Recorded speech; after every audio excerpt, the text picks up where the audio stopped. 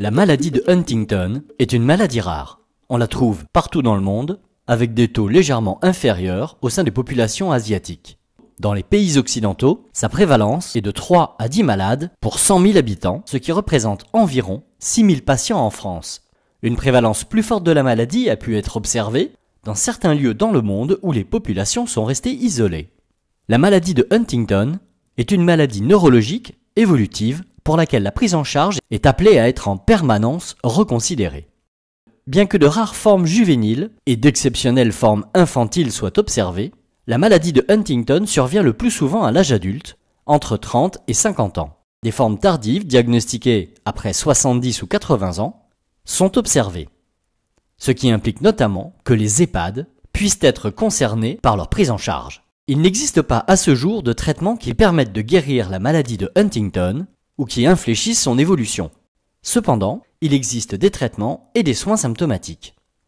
La maladie de Huntington est due à des lésions complexes et évolutives qui aboutissent à une atrophie d'une zone profonde du cerveau, le striatum. Chez le sujet malade, le scanner montre un ventricule plus large. La matière grise du striatum, atrophiée, n'est plus visible. La maladie de Huntington est une maladie génétique, autosomique dominante, et touche les hommes comme les femmes. Le porteur de l'anomalie développera en tout état de cause la maladie.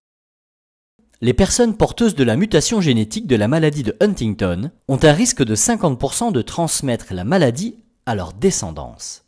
La mutation génétique de la maladie de Huntington est caractérisée sur un gène par un nombre de répétitions d'écodons CAG supérieur à 36, rendant la protéine moins fonctionnelle.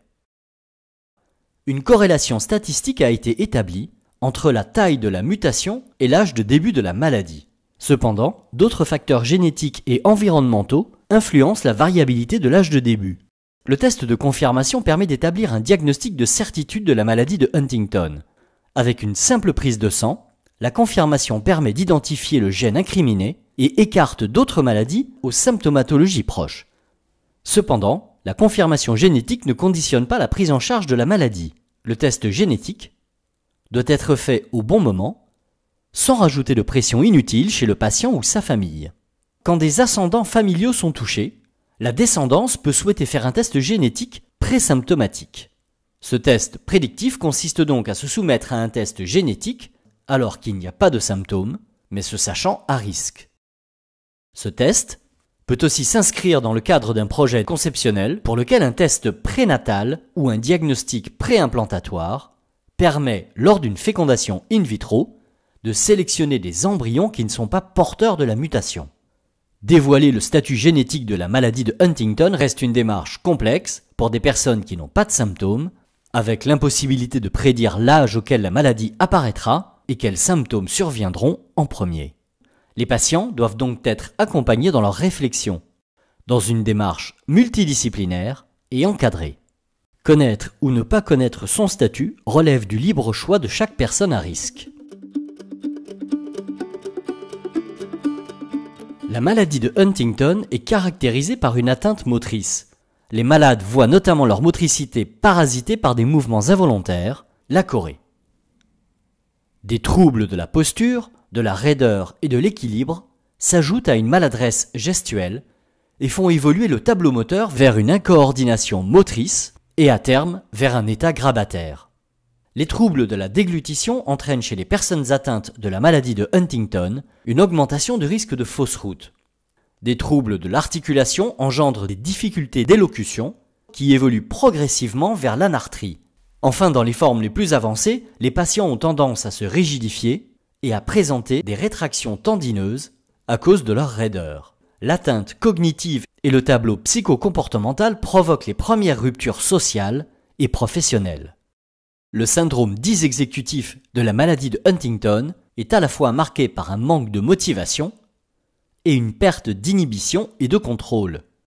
D'où cohabitation d'une inaction et d'action inappropriée. Une perte de la flexibilité mentale et une perte d'inhibition peuvent engendrer apathie et irritabilité. Les troubles de l'attention, de la planification et de la mémoire de travail entraînent une grande lenteur d'exécution, des difficultés majeures et de la frustration qui augmentent l'irritabilité et le risque de comportement auto- et hétéro-agressif. L'atteinte de la mémoire antérograde et le syndrome dysexécutif entraînent des troubles mnésiques, qui vont notamment impacter les actions du quotidien.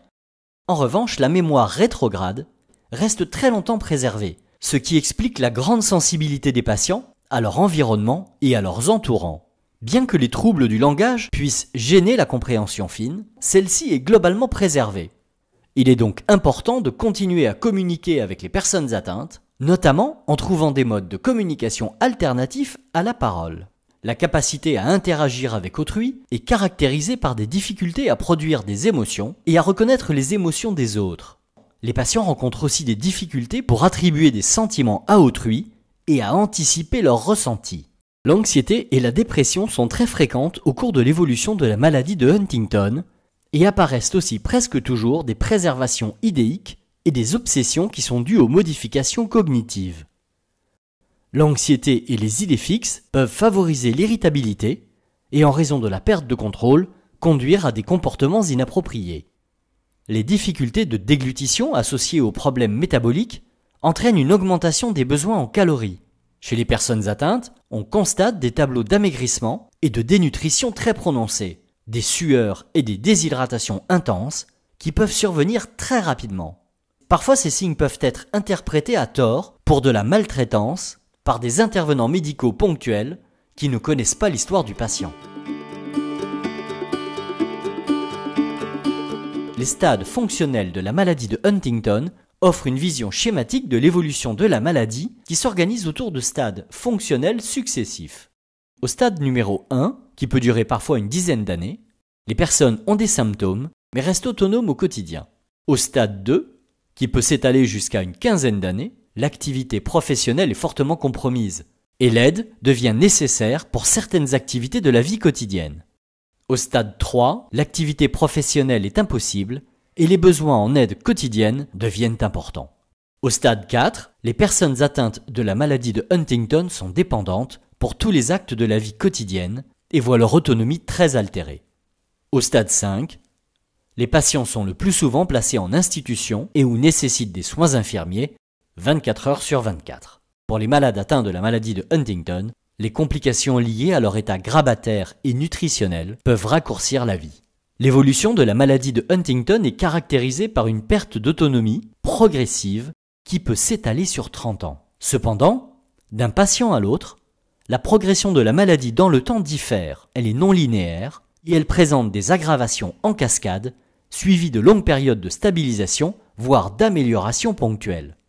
Pour les accompagnants familiaux et les professionnels en charge des patients, l'imprévisibilité et l'évolution de la maladie peut constituer des enjeux très différents.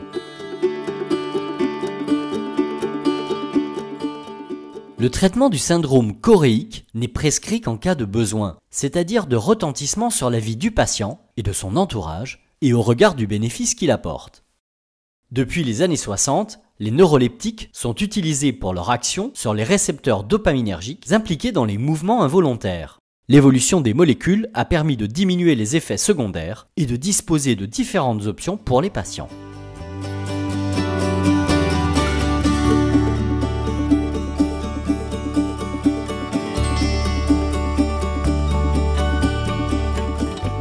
Le traitement des troubles psychocomportementaux est un enjeu majeur, notamment au regard de l'anxiété et de la dépression. Antidépresseurs, thymorégulateurs, anxiolytiques et neuroleptiques, pour lesquels il n'existe pas de contre-indication spécifiquement liée à la maladie de Huntington, offrent de nombreuses options pour soulager les patients.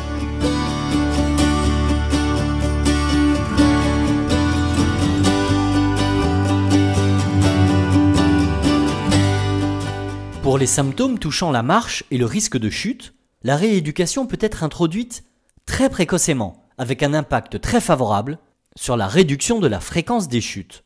Pour mieux conserver leur apprentissage et une meilleure maîtrise au fil du temps, la familiarisation avec les aides techniques et les moyens de communication substitutifs peut se faire précocement. L'enjeu pour les professionnels est alors de faire évoluer l'accompagnement au cours de l'évolution de la maladie et de trouver le juste moment pour proposer des solutions alternatives.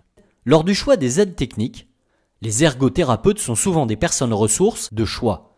L'avis d'équipes d'établissements qui ont l'expérience de la prise en charge pourra être aussi très utile, notamment pour déterminer les propriétés dans les investissements en aide technique.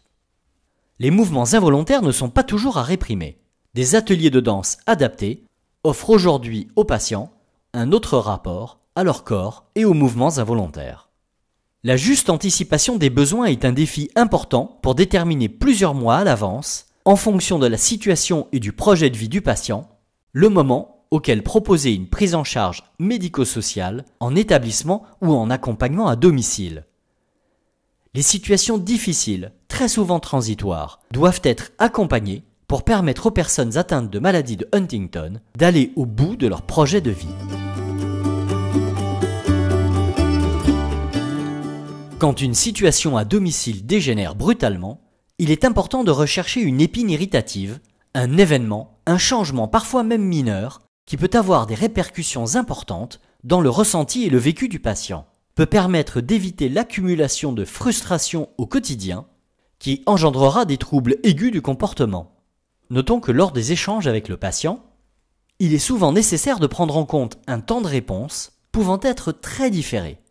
À certains stades de la maladie de Huntington, les troubles de la déglutition représentent un défi important.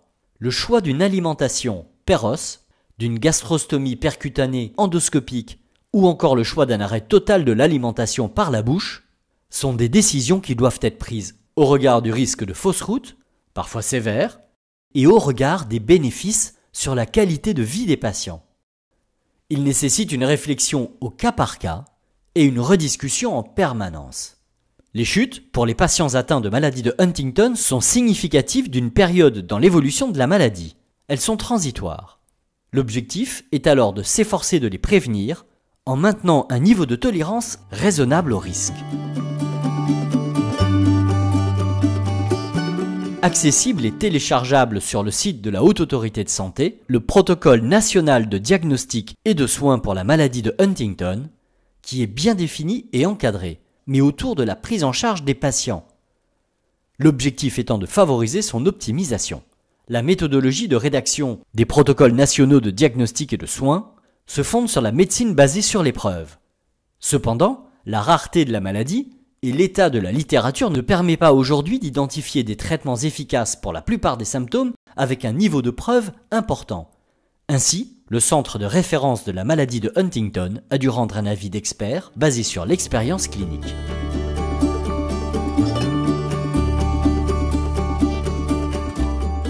Pour les troubles du comportement, notons que l'ouvrage de Jimmy Pollard, Hurry Up and Wait, traduit en français, décortique les troubles psychocomportementaux et donne des pistes aux professionnels pour mieux prendre en charge les patients.